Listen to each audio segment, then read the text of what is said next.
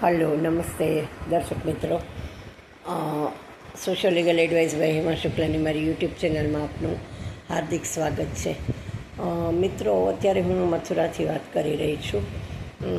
84 કોષની પરિક્રમા માટે હું નીકળેલી છું અને આજે આપણે વાત કરવાની છે સાંપ્રત સમસ્યામાં જે વૃંદાવનમાં બોટનો એક્સિડન્ટ થઈને જે થયો એના અંગેની વાત કરવાની છે. તો ઘણા વખતથી, આમ તો હું આ ત્રીજી ચોથી વખત વ્રજમાં આવી અને દરેક વખતે મને આ વિચાર આવતો જ હતો કે જે બધી બોટો ચાલે છે, ઇવન વિશ્રામ ઘાટ ઉપર, ઠકુરાણી ઘાટ ઉપર યમુનાજીની આરતી કરવા માટે પણ જે બોટવાળા બેસાડતા હોય છે અને ઇન્ટરનલ ટ્રાફિકમાં જે બોટો ચાલતી હોય છે, આમાંની એક પણ બોટમાં ક્યારેય લાઈફ જાકેટ હોતું નથી. પછી લગભગ બોટવાળા એકદમ નાના નાના છોકરાઓ 18 વર્ષથી નીચેના જેવા હોય છે અને બોટનું ક્યાંય રજિસ્ટ્રેશન હોય, કોઈ મેરીટાઈમ બોર્ડવાળા ક્યાંય હોય, એનું કોઈ એના લાઇસન્સ હોય, એવું પણ ક્યાંય જોવા મળેલું નથી અને સાવ બધું રામ ભરોસે ચાલે છે. તો આમાં સૌથી મોટો જો કોઈ દોષિત હોય ને તો એ યુપી ગવર્મેન્ટ અને મથુરાનું વહીવટીતંત્ર છે કે આટલા બધા યાત્રાળુઓ 12 મહિના ગિરિરાજજીની પરિક્રમા અને 84 કોષની પરિક્રમા અને બધું કરવા માટે જ્યારે આવતા હોય, મોટા ઉત્સવો હોય, ફૂલડોલ છે, જન્માષ્ટમી છે, રાધાષ્ટમી છે, ગોપાષ્ટમી છે, 84 કોષની પરિક્રમા છે, આ બધા મોટા ઉત્સવો હોય, તે દરમિયાન પણ આટલા બધા વૈષ્ણવો જ્યાં આવતા હોય ત્યાં આટલી બધી ઘોર બેદરકારી ને બેજવાબદારી રાખવામાં આવે એ કોઈ પણ રીતે ચલાવી લઈ શકાય કે માફ કરી શકાય એવી વસ્તુ નથી. એક સાચી વાત એ પણ છે કે બેસનારાએ પણ વિચાર કરવો જોઈએ કે ભાઈ લાઈફ જેકેટ નથી, રજિસ્ટ્રેશન નથી, કોઈ જવાબદાર વહીવટીતંત્રનો માણસ ત્યાં નથી, લાયસન્સ નથી બોટવાળા પાસે, બોટવાળા છોકરાઓ નાની નાની ઉંમરના જે બોટ ચલાવતા હોય છે, ઇન્સ્યોરન્સની કોઈ વ્યવસ્થા કે કોઈ પેલું નથી. તો એવામાં આપણે બેસવું કે નહીં?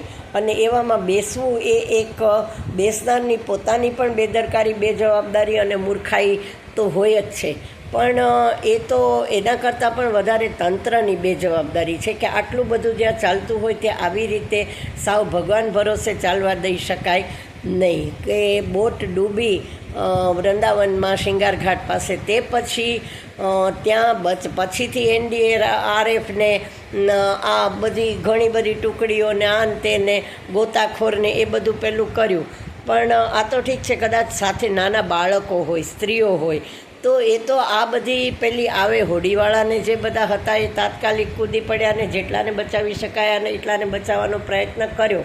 પણ આ બધું NDRF ને બધા આવે ત્યાં સુધીમાં તો માણસનું પૂરું થઈ ગયું હોય. એક તો કાંપ પુષ્કળ છે નદીમાં, નદીનું વહેણ પણ આગળથી પાણી છોડવામાં આવ્યું હતું એટલે પુષ્કળ હતું, ઊંડાઈ પણ ઘણી બધી હતી અને આટલી બધી ઊંડાઈમાં આવી રીતે વ્યક્તિ જેમ બહાર નીકળવાનો પ્રયત્ન કરે એમ કાંપમાં ઘૂસતી જાય. તો આવા બધા સંજોગોમાં જ્યાં સુધી એને રાહત આવે ત્યાં સુધી માણસ આટલા બધા પાણીમાં જીવિત રહી જ શકે નહીં. તો આ બધી જવાબદારી જે છે એ યુપી ગવર્મેન્ટની અને મથુરાના વહીવટીતંત્રની આવે અને એની સામે આ બેદરકારીને બેજવાબદારી સામે એ લોકો સામે અચૂકપણે લીગલ એક્શન પણ લેવા જોઈએ અને લઈ જ શકાય. કે જે તંત્ર આટલા બધા વેરા વગેરે વસૂલ કરતું હોય અને જેની ઉપર આવડા મોટા ધાર્મિક સંસ્થાનોની જવાબદારી હોય, જેમાંથી એની આટલી બધી આવક હોય, ત્યાં આટલી બધી બેદરકારી ને બેજવાબદારી અને યાત્રાળુઓ પ્રત્યેની આટલી બધી ગફલત એ ચલાવી લઈ શકાય એવી કે માફ કરી શકાય એવી પેલી જ નથી. એટલે આ એક દરેક જગ્યાએ આ પેલું કરવાની જરૂર છે. જે દ્વારકાને ઓખા વચ્ચે ચાલતી હતી બોટો, પણ તે વખતે મેરીટાઈમ બોર્ડના અંડરમાં એ બધી બોટો ચાલતી હતી અને લાઈફ જેકેટ પણ આપવામાં આવતા હતા. બાકી આવું જ્યાં જ્યાં થાય છે ત્યાં બધે આમાંથી ધડો લેવાની જરૂર છે. જે બનવાનું હતું એ બની ગયું, જેની સાથે બન્યું એના નસીબ એમ માની લઈએ, પણ ફરીવાર આવી દુર્ઘટના ન બને અને વહીવટીતંત્ર આમાંથી એને સબક શીખવા મળે એટલા માટે. પણ એક એડવોકેટ તરીકે હું નથી કહેતી, આમાંનો એકેય કેસ મારા જ્યુરિસ્ડિક્શનમાં આવતો નથી કે હું કરવાની નથી, પણ તંત્રને સીધું કરવા માટે એની સામે લીગલ એક્શન લેવા આ 100% ક્રિમિનલ નેગ્લિજન્સના કેસમાં આવે છે.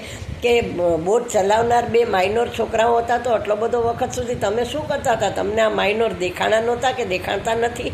એટલે ક્રિમિનલ નેગ્લિજન્સ માટે તંત્ર સામે અને ગવર્મેન્ટ સામે પણ ફોજદારી કેસ પણ થઈ શકે અને વળતરનો દાવો વગેરે પણ 100% થઈ શકે.